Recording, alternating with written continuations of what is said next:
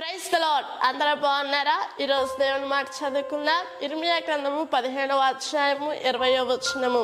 నిన్ను రక్షించుటకు, నిన్ను విడిపించుటకు నేను నీకు తోడైందును కనుక వారు నీ మీద యుద్ధం చేయుదురు కానీ నిన్ను జయింపకపోదురని యెహోవా సెలవిచ్చున్నాడు.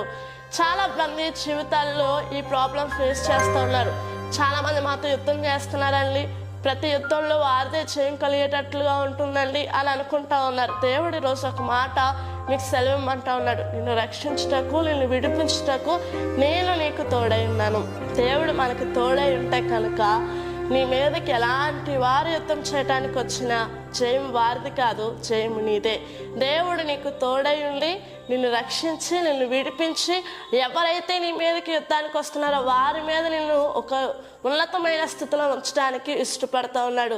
సో ఏమాత్రం భయపడద్దు. నీకు తోడైన దేవుని చూడు, ధైర్యంగా ఉండు. దేవుడి